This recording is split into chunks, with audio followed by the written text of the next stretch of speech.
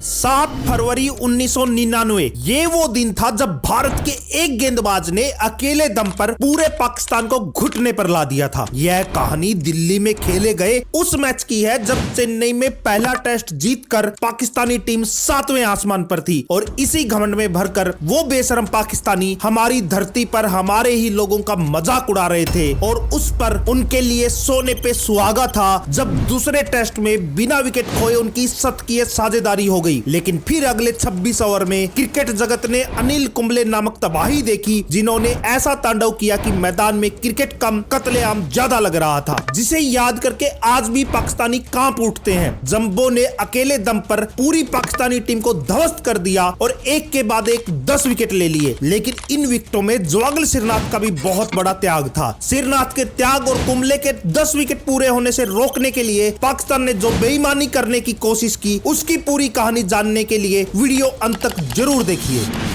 भारत अपने सबसे बड़े दुश्मन पाकिस्तान से सीरीज का पहला मैच करीबी अंतर से हार चुका था। दिल्ली में दूसरा मैच भारत के लिए करो या मरो का था। सीरीज बचाने के लिए जीत ही एकमात्र रास्ता था। पिच रिपोर्ट ठीक वैसी ही थी जैसी हमेशा होती है। फिरोजशाह कोटला में भूरी भूरी मिट्टी दरारे यानी स्पिनरों को खूब मदद मिलने वाली थी। टॉस भारतीय कप्तान अजरुद्दीन ने जीता और पहले बल्लेबाजी करने का फैसला लिया और भारतीय टीम की प्लेइंग 11 में युवा स्पिनर हरभजन को शामिल किया गया। टॉस के समय वसीम अकरम के चेहरे पर वो बेशरम हंसी भारतीय फैंस के कलेजे में खंजर की तरह चुभ रही थी। दोनों देशों के लिए अब ये खेल कम था बल्कि प्रतिष्ठा की लड़ाई ज्यादा थी। भारतीय टीम और भारतीय फैंस के दिलों में बदले की आग नहीं बल्कि ज्वालामुखी जल रही थी। दिल्ली का फिरोजशाह कोटला भारतीय समर्थकों से खचाखच भरा हुआ था। भारत के लिए सलामी बल्लेबाज के तौर पर मैदान पर उतरे सदागोपन रमेश और वीवीएस लक्ष्मण। पाकिस्तान की तरफ से गेंद थी वकार यूनिस के हाथ में। पहली गेंद पर रमेश ने अपना खाता खोल के बता दिया था कि भारत बिना किसी दबाव के पलटवार को तैयार है। इसके बाद वकार यूनिस की तेज यॉर्कर को लक्ष्मण ने आसानी से खेल दिया जिससे यूनिस पूरी तरह भड़क गया और लक्ष्मण को जाकर गालियां देने लगा। इससे नॉन स्ट्राइक एंड पर खड़े सदागोपन रमेश को भी गुस्सा आ गया। उन्होंने वकार यूनिस के अगले ओवर की तेज गेंद पर चौका जड़ दिया। यह सिर्फ एक चौका नहीं था बल्कि वकार यूनिस के मुंह पर तमाचा था। रमेश ने वकार की आंखों में आंखें डालते हुए कहा, अगली गेंद डाल, तुझे फिर से बताता हूं। और अगली गेंद पर रमेश ने फिर से वकार को एक शानदार चौका जड़ दिया। अपने तेज गेंदबाजों की पिटाई होती देख कप्तान अकरम ने मुश्ताक अहमद को बॉलिंग के लिए बुलाया जिसका स्वागत लक्ष्मण ने सामने की तरफ एक तेज शॉट मारते हुए किया। शॉट इतना तेज था कि अगर मुश्ताक गेंद रोकने की कोशिश करता तो उसकी उंगलियां टूट जाती। दोनों बल्लेबाज पूरी तरह लय में थे और हर पाकिस्तानी गेंदबाज उनके सामने बेबस नजर आ रहा था। तभी वसीम अकरम गेंदबाजी के लिए आए और आते ही उन्होंने लक्ष्मण को बोल्ड कर दिया। भारत ने 88 के स्कोर पर अपना पहला विकेट खो दिया। लक्ष्मण ने 35 रन बनाए। अब राहुल द्रविड़ बल्लेबाजी करने के लिए उतरे। वो रमेश के साथ संयम दिखाते हुए बल्लेबाजी कर रहे थे। रमेश पूरी तरह से लय में थे और बेहतरीन बल्लेबाजी कर रहे थे। उन्होंने अपना अर्धशतक भी पूरा कर लिया और भारत का स्कोर भी 100 रन के पार पहुंच चुका था। क्या वसीम अकरम, क्या यूनुस, हर पाकिस्तानी गेंदबाज को रमेश आड़े हाथों ले रहे थे। पाकिस्तान गेंदबाजों की उनके आगे एक ना चल रही थी। वो मैदान के हर कोने में बेहतरीन शॉट मार रहे थे। तभी पाकिस्तानी कप्तान ने गेंद सकलैन मुश्ताक के हाथ में दी। वो पाकिस्तान के मुख्य स्पिनर थे और उनका दूसरा बल्लेबाजों को अभी भी समझ में नहीं आता था। रमेश ने सकलैन मुश्ताक की पहली गेंद पर शानदार कट करते हुए चौका मार दिया, लेकिन अगली गेंद पर रमेश ने फिर से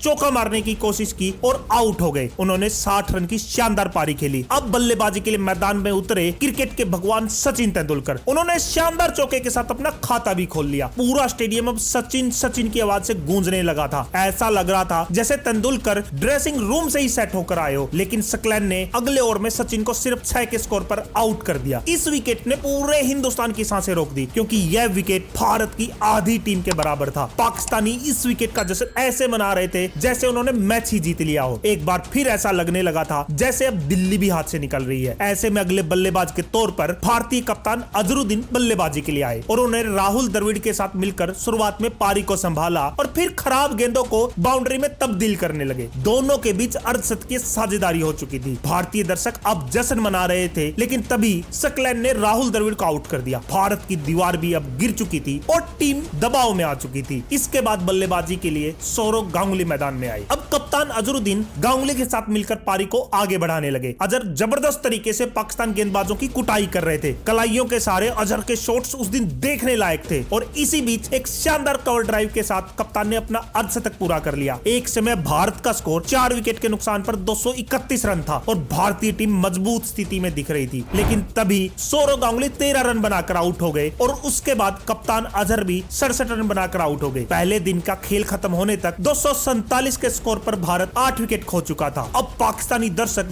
बेशर्मी से दिल्ली में पाकिस्तान जिंदाबाद के नारे लगाते हुए अपना झंडा लहरा रहे थे, क्योंकि उन्हें लग रहा था कि ये मैच भी वही जीतने वाले हैं। दूसरे दिन का खेल शुरू होता है और पहली पारी में महज 5 रन जोड़कर पूरी भारतीय टीम 252 रन पर ऑल आउट हो गई। जब भारतीय खिलाड़ी मैदान से बाहर आ रहे थे तो पाकिस्तानी खिलाड़ी बेशर्मी से हंसकर हमारा मजाक उड़ा रहे थे। वसीम अकरम तो कह रहा था इतने रन तो अनवर और अफरीदी लंच तक बना देंगे। भारत को सिर्फ 247 पर आउट करके पाकिस्तान में पटाखे फूटने शुरू हो गए थे। तमाम क्रिकेट पंडित कह रहे थे कि भारत के लिए यह मैच बचाना बेहद मुश्किल है, लेकिन वो ये भूल गए थे कि यह मैच भारत के मान और सम्मान की लड़ाई है। और जब बात मान सम्मान की आती है तो भारतीय खिलाड़ी मैदान पर शेर की तरह दहाड़ते हैं। पाकिस्तान की तरफ से दोनों सलामी बल्लेबाज सईद अनवर और शाहिद अफरीदी मैदान पर भारत को बेइज्जत करने के इरादे से उतरे थे। लेकिन पारी के दूसरे ही ओवर में वेंकटेश प्रसाद ने एक शानदार आउट स्विंगर पर अनवर का काम तमाम कर दिया। पाकिस्तान का भी सिर्फ एक ही रन बना था, उनका पहला विकेट गिर चुका था। पूरे स्टेडियम में तिरंगा लहरा रहा था। सईद अनवर के जाने के बाद एजाज अहमद क्रीज पर आया, लेकिन विकेट गिरने के बाद भी शाहिद अफरीदी टेस्ट को T20 की भांति खेल रहा था। उसने पहले सिरनाथ की गेंद पर चौका मारा और फिर अनिल कुंबले के आते ही उसने कदमों का इस्तेमाल किया और उनकी पहली गेंद पर छक्का जड़ दिया। लेकिन वो इतने से भी नहीं रुका, उसने कुंबले को इसी ओवर में एक और छक्का जड़ दिया और साथ ही हंसते हुए भारतीय गेंदबाजों का मजाक भी उड़ाने लगा। पिच से स्पिनर को मदद मिल रही थी, इसलिए दोनों छोर से अजहर ने कुंबले और हरभजन सिंह को गेंदबाजी दे दी। हरभजन सिंह इस मैच में वापसी भी कर रहे थे। तभी अफरीदी ने भज्जी की गेंद पर क्रीज से बाहर निकलकर गेंद पर छक्का मारने की कोशिश की, लेकिन भज्जी ने उसके डंडे उखाड़कर अफरीदी को मैदान से बाहर भेज दिया। हरभजन ने अफरीदी को आउट करके जिस तरीके से दहाड़ते हुए जश्न बनाया, उससे पूरे पाकिस्तान में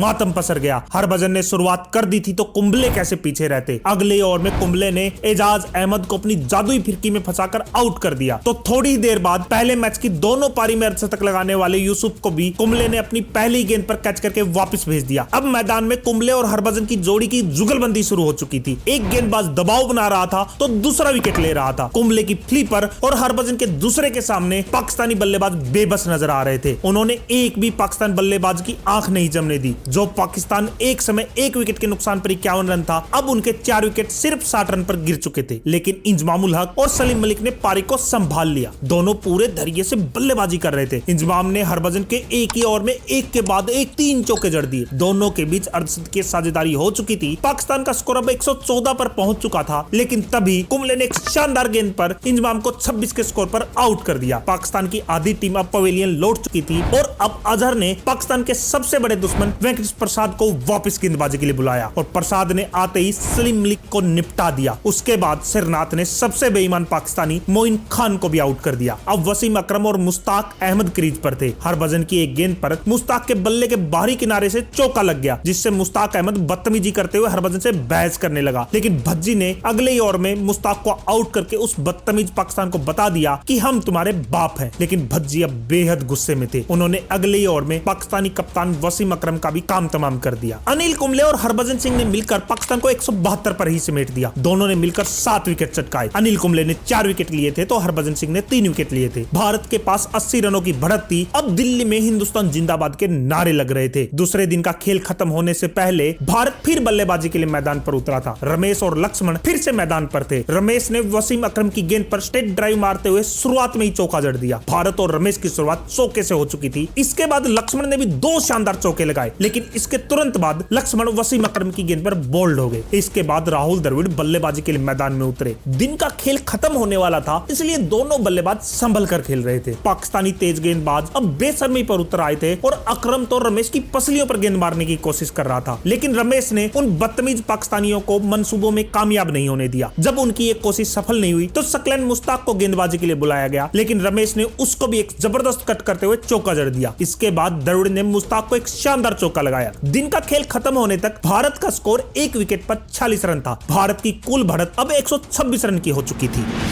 तीसरे दिन का खेल शुरू होने वाला था। यह टेस्ट क्रिकेट मैच का सबसे निर्णायक दिन होता है, जो मैच का भविष्य तय करता है। भारत के दिन अपने नाम करने का शानदार मौका था। एक बार फिर राहुल द्रविड़ और सदागोपन रमेश की जोड़ी मैदान में उतरी और राहुल द्रविड़ ने आते ही सिंगल ले लिया। पाकिस्तानी तेज गेंदबाज वसीम और वकार ने पूरी ताकत झोंक दी, पर द्रविड़ और रमेश चट्टान की भांति क्रीज पर डटे रहे। हालांकि पिच टूट चुकी थी और धूल उड़ रही थी, इसलिए वसीम अकरम ने बिना कोई देर करे सकलैन के हाथ में गेंद थमा दी। राहुल द्रविड़ ने सकलैन मुश्ताक के पहली ओवर में सीधे बल्ले से शानदार शॉट खेलते हुए एक जानदार चौका जड़ दिया। अब रमेश कहां पीछे रहने वाले थे। उन्होंने एक शानदार कवर ड्राइव खेला, जिसे सकलैन सिर्फ बाउंड्री तक जाते देखते रहे। वसीम अकरम ने बदलाव करते हुए वकार को फिर से बॉलिंग के लिए बुलाया, लेकिन रमेश ने उसकी गेंद पर एक शानदार शॉट खेलते हुए कवर की दिशा में चौका जड़ दिया, जिससे यूनिस बेईमानी पर उतर आया और अगली गेंद पर बेवजह अपील करने लगा। रमेश और द्रविड़ बेखौफ अंदाज में बल्लेबाजी कर रहे थे। मुश्ताक के एक ओवर में दोनों बल्लेबाजों ने चौके जड़ दिए। रमेश ने एक के बाद एक कड़क चौके जड़कर अपना अर्धशतक पूरा कर लिया और अब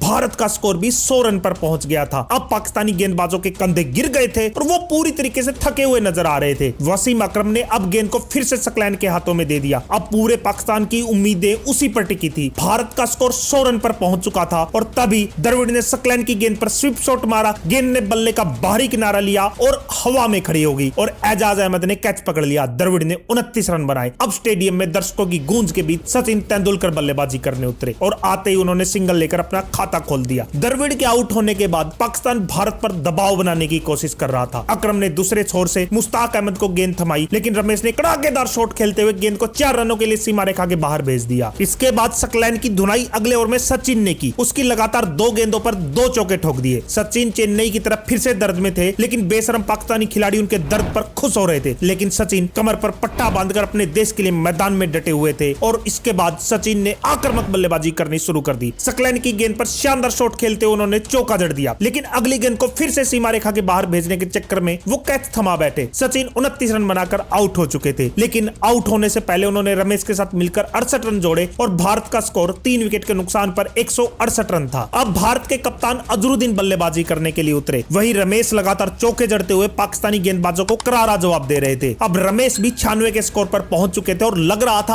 आज उनका शतक आने वाला है, लेकिन तभी मुश्ताक अहमद ने रमेश को आउट कर दिया। रमेश ने 15 चौकों की मदद से शानदार 96 रन बनाए। रमेश के आउट होने के बाद सौरव गांगुली बल्लेबाजी के लिए आए और दादा ने आते ही मुश्ताक की गेंद को बाउंड्री पार भेज दिया। भारत अब फिर से मजबूत स्थिति में लग रहा था, लेकिन तभी वसीम अकरम ने अजहर को आउट कर दिया और उसके बाद अगली गेंद पर अकरम ने नैन मोंगिया का भी विकेट ले लिया। भारत जो कुछ देर पहले मजबूत स्थिति में लग रहा था, अब महज 199 के स्कोर पर 6 विकेट खोकर संकट में था। पाकिस्तानी समर्थक अब बेशर्मी से पाकिस्तान जिंदाबाद के नारे लगा रहे थे और वसीम अकरम अपनी हैट्रिक की गेंद डालने के लिए तैयार था और उनके सामने थे अनिल कुंबले। अकरम ने कुंबले को एक तेज योर्कर मारी, लेकिन कुंबले ने एक शानदार स्ट्रेट ड्राइव से बाउंड्री के बाहर गेंद को भेज दिया। अब भारत को एक बड़े स्कोर की तरफ ले जाने की जिम्मेदारी दादा पे थी और दादा ने आक्रामक बल्लेबाजी करते हुए पाकिस्तान गेंदबाजों की धज्जियां उड़ानी शुरू कर दी। लेकिन सकलैन मुश्ताक बदतमीजी करते हुए दादा को गालियां निकालने लगा, लेकिन अगली गेंद पर गांगुली ने कदमों का इस्तेमाल करते हुए सकलैन की गेंद पर एक जबरदस्त छक्का जड़ दिया। लेकिन इसके बाद सकलैन ने कुंबले को भी आउट कर दिया और भारत का स्कोर 231 पर 7 विकेट था। सिरनाथ अगले बल्लेबाज के रूप में मैदान में उतरे। पाकिस्तानी खिलाड़ी सिरनाथ पर दबाव डालने के लिए बेवजह अपील कर रहे थे। जब अंपायर नॉट आउट दे रहा था तो पाकिस्तानी खिलाड़ी उनसे बदतमीजी भी कर रहे थे। यह देखकर सिरनाथ के सब्र का बांध टूट गया और उन्होंने सकलैन के एक ही ओवर में लगातार 2 चौके ठोक दिए। वहीं गांगुली ने भी इसी बीच अपना अर्धशतक पूरा कर लिया और तीसरे दिन का खेल खत्म होने तक भारत की बढ़त 400 के पार पहुंच गई थी। चौथे दिन की सुबह सौरव गांगुली और सिरनाथ फिर से मैदान में थे। दिन की शुरुआत में ही सिरनाथ ने अकरम को एक शानदार चौका जड़ दिया। सिरनाथ अब 49 पर बल्लेबाजी कर रहे थे। उनके और गांगुली के बीच 100 रन की साझेदारी हो चुकी थी, लेकिन तभी सकलैन ने सिरनाथ को 49 के स्कोर पर आउट कर दिया। मेरी नजर में सिरनाथ की 49 रन की पारी किसी शतक से कम नहीं थी। इसके बाद सकलैन ने प्रसाद और भज्जी को भी जल्दी निपटा दिया और भारत की पूरी टीम 339 रन बनाकर आउट हो गई। सौरव गांगुली 62 रनों की शानदार पारी खेलकर नॉट आउट रहे। अब पाकिस्तान के सामने 420 रनों का पहाड़ जैसा लक्ष्य था, जिसे टेस्ट क्रिकेट में कभी चेस नहीं किया गया था। लेकिन भारत पाकिस्तान के मैच रिकॉर्ड तोड़ने और इतिहास बनाने के लिए होते हैं और आज भी इस मैच में एक इतिहास बनने वाला था।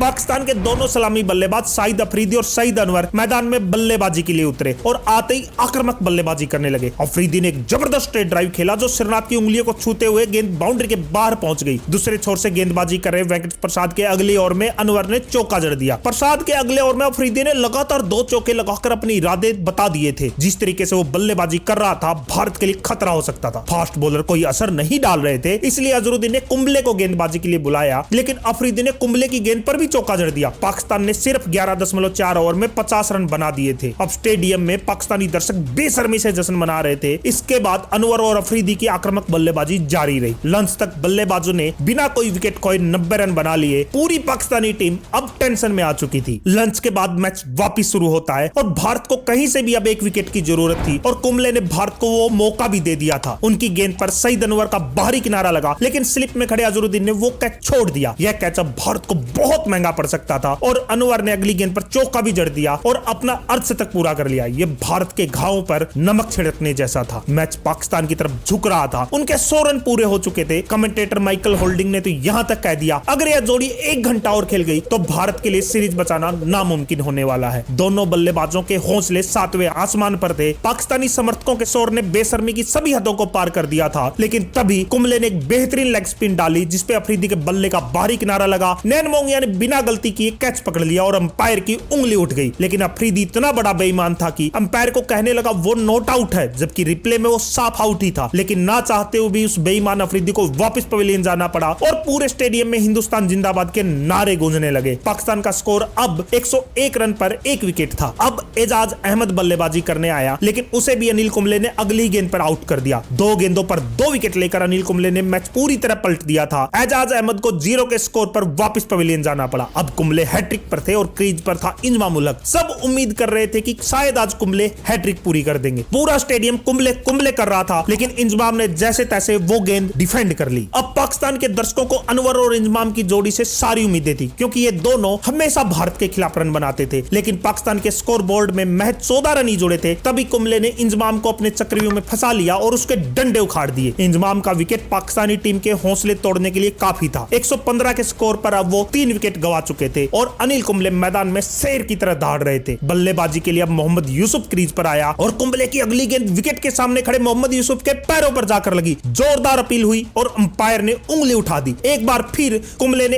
1 ओवर में 2 पाकिस्तानी बल्लेबाजों का काम तमाम कर दिया। यूसुफ भी बिना खाता खोले आउट हो गए और अब बल्लेबाजी करने मोइन खान मैदान में आया। कोटला में कुंबले नाम की आंधी की दस्तक हो चुकी थी। एकदम से वक्त और जज्बात दोनों पलट चुके थे। भारतीय टीम के हौसले 7वें आसमान पर थे और वो पाकिस्तान पर पूरी तरीके से हावी हो चुके थे। पाकिस्तान टीम तो सदमे में चली गई थी और उनके बेशरम दर्शक भी अब दुम दबाए हुए चुपचाप बैठे थे। कुंबले की फिरकी ने पाकिस्तान की धज्जियां उड़ा दी थी। तभी अनवर ने अनिल कुंबले के सिर के ऊपर से जबरदस्त शॉट खेलते हुए एक चौका लगा दिया। पाकिस्तानी दर्शक अब वापिस से जश्न मना रहे थे, लेकिन कुंबले ने पाकिस्तान की बोलती फिर से बंद करते हुए मोइन खान को गांगुली के हाथों कैच आउट करवा दिया। पाकिस्तान का सबसे बड़ा बेईमान खिलाड़ी अंपायर को ऐसे देख रहा था जैसे वो आउट ही नहीं है, लेकिन दादा ने उसे इशारे करते हुए बाहर का रास्ता दिखा दिया। 128 के स्कोर पर पाकिस्तान के 5 विकेट गिर चुके थे और ये 5 विकेट अनिल कुंबले ने ही लिए थे। अब मैदान पर सलीम मलिक आया, जो चोट की वजह से अफरीदी को रनर के रूप में लेके आया था, लेकिन उन पाकिस्तानियों को उम्मीद अभी भी सिर्फ अनवर पर टिकी थी कि वो कुछ चमत्कार कर दे। लेकिन तभी कुंबले ने सईद अनवर को शॉर्ट लेग पर लक्ष्मण के हाथों कैच आउट करवा दिया। अब अनवर के साथ पाकिस्तानी खून के आंसू रो रहे थे। जिस पाकिस्तान में पटाखे फूट रहे थे वहां मातम पसरा हुआ था। अब दिन का अंतिम सत्र शुरू होता है। वसीम अकरम और सलीम मलिक क्रीज पर थे। हालांकि अभी भी कोई उम्मीद नहीं कर रहा था कि कुंबले 10 के 10 विकेट ले लेंगे। अकरम और मलिक मैच को ड्रा कराने की कोशिश कर रहे थे। सलीम मलिक चोट के बावजूद मैदान पर डटा हुआ था। वहीं वसीम अकरम ने हरभजन सिंह के खिलाफ आक्रामक रूप अपनाया और भज्जी के ओवर में लगातार 3 चौके जड़ दिए। इसके बाद अकरम ने श्रीनाथ की गेंद को भी बाउंड्री के बाहर भेज दिया। दोनों के बीच अर्धशतकीय साझेदारी हो गई थी। बेशरम पाकिस्तानी फिर से जश्न मना रहे थे, लेकिन तभी कुंबले ने सलीम मलिक के डंडे उखाड़ के उनके ताबूत में आखिरी कील भी ठोक दी। पाकिस्तान के सारे मुख्य बल्लेबाज अब आउट हो चुके थे और उनका स्कोर 186 रन पर 7 विकेट था। लेकिन अब यह लगने लगा था क्या कुंबले इतिहास बना पाएंगे, क्या आज वो 10 के 10 विकेट ले पाएंगे। लेकिन वसीम अकरम अभी भी डटा हुआ था और उसने कुंबले को एक शानदार चौका जड़ दिया। पाकिस्तान का स्कोर 7 विकेट पर 198 हो चुका था। पिछले ओवर का चौका कुंबले को अभी भी चुभ रहा था। तभी मुश्ताक अहमद ने कुंबले को एक छक्का मारने की कोशिश की, लेकिन गेंद हवा में खड़ी हो गई और राहुल द्रविड़ ने आसान सा कैच पकड़ लिया और पाकिस्तान ने अपना 8वां विकेट खो दिया। भारत की जीत अब पक्की हो चुकी थी। बस अब तो यह देखना था कि क्या कुंबले आज 10 के 10 विकेट ले पाएंगे या नहीं। पाकिस्तान ने अपने स्कोर बोर्ड में 1 रन भी नहीं जोड़ा था कि कुंबले की गेंद स्कलन मुश्ताक के पैड पर जा टकराई। कुंबले के दोनों हाथों के अपील के साथ ही अंपायर की उंगली भी हवा में उठ गई और इस तरह कुंबले ने एक बार फिर 2 गेंदों पर 2 विकेट चटका दिए। अब पाकिस्तान का स्कोर 9 विकेट के नुकसान पर 198 रन था और कुंबले इतिहास रचने से सिर्फ 1 विकेट दूर थे। क्रिकेट इतिहास में जिम लेकर के अलावा अब तक कोई ऐसा कारनामा नहीं कर पाया था। उन्होंने 43 साल पहले 10 विकेट लिए थे और अब अनिल कुंबले भी उसी दहलीज पर खड़े थे। लेकिन पाकिस्तानी टीम इस शर्मनाक रिकॉर्ड को अपने नाम नहीं जोड़ना चाहती थी। वो किसी एक गेंदबाज के हाथों ऑल आउट नहीं होना चाहते थे। इसलिए वकार यूनुस ने अकरम के पास जाके कहा मैं रन आउट हो जाता हूं ताकि कुंबले ये रिकॉर्ड ना बना पाए, लेकिन अकरम ने उसे मना कर दिया। वहीं दूसरे छोर से सिरनाथ 5वें 6ठे स्टंप पर गेंदबाजी कर रहे थे ताकि ये बेईमान पाकिस्तानी जानबूझकर उनकी गेंद पर आउट ना हो और कुंबले का रिकॉर्ड बन सके। सिरनाथ की एक गेंद पर वकार यूनुस ने हवा में शॉट खेल दिया, लेकिन रमेश ने कैच करने की कोशिश ही नहीं की क्योंकि पूरी भारतीय टीम अब कुंबले को 10 विकेट दिलाने का मन बना चुकी थी। अब कुंबले के हाथ में गेंद थी और स्ट्राइक पर था वसीम अकरम। कुंबले ने गेंद डाली, वसीम अकरम ने डिफेंड करने की कोशिश की, गेंद बल्ले का बाहरी किनारा लेकर शॉर्ट लेग की तरफ गई जिसे लक्ष्मण ने कैच कर लिया। लक्ष्मण ने सिर्फ कैच नहीं बल्कि इतिहास पकड़ा था। ऐसा लग रहा था जैसे वक्त थम गया हो। सिर्फ एक आवाज सुनाई दे रही थी, कुंबले कुंबले कुंबले। पूरा दिल्ली शोर से गूंज उठा, पूरे भारत में पटाखे फूटने लगे। भारत ने पाकिस्तान को 272 रनों से रौंद दिया और कुंबले ने इतिहास रच दिया। पूरे मैदान में तिरंगे लहरा रहे थे। कुंबले नम आंखों से अपने साथियों से घिरे हुए थे। सिरनाथ और लक्ष्मण ने कुंबले को कंधे पर उठा लिया। पूरा हिंदुस्तान जश्न में डूब चुका था। भारत ने पाकिस्तान को बुरी तरह हराया था। क्रिकेट इतिहास ने 43 साल बाद ऐसा चमत्कार देखा था। कुंबले जिम लेकर के बाद एक पारी में 10 विकेट लेने वाले दुनिया के दूसरे गेंदबाज बन गए थे और उनका नाम इतिहास में स्वर्णिम अक्षरों में दर्ज हो चुका था। भारत ने चेन्नई की हार का बदला सूद समेत ले लिया और नीच बेईमान पाकिस्तानियों को उनकी औकात दिखा दी। दोस्तों, कुंबले की इस गेंदबाजी को आप 10 में से कितने अंक देंगे कमेंट में जरूर बताइए और साथ ही वीडियो को लाइक करके चैनल को सब्सक्राइब भी जरूर कर लीजिए क्योंकि अगला वीडियो इससे भी शानदार होने वाला है।